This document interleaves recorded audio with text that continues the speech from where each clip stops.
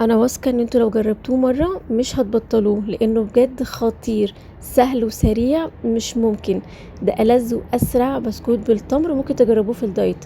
طعمه خطير وألذ مليون مره من الحاجات اللي بنشتريها جاهزه. مقرمش كده من بره وهش كده وبيدوب في البق. كمان طعم التمر فيه من جوه خطير.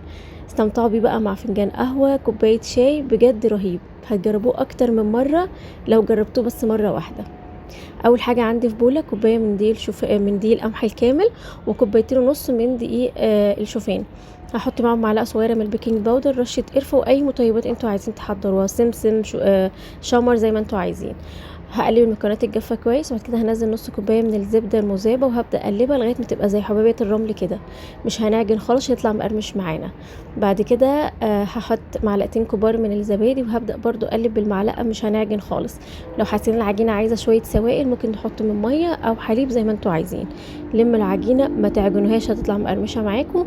واحشوها بقى بالتمر، او ممكن تحشوها كمان اي حشوه انتوا عايزينها. وبنكورها كده وبنحطها في الصينيه، وممكن تعملوا اي شكل من فوق زي ما انتوا عايزين، او تدخلوها زي ما هي كده، هي في كل حالتها تحفه.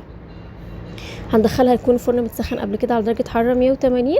بتاخد وش من تحت، ولو حسيتوا ان هي استوت من تحت ولسه عايزه وش من فوق شغلوا الشوايه. بتطلع بقى مقرمشه من تحت ومن فوق كده، ودايبه من جوه خطيره. والعجوه كمان طعمها خطير. يعني بجد لازم تجربوها، لان حرفيا دي ألذ بسكوت ممكن تجربوه.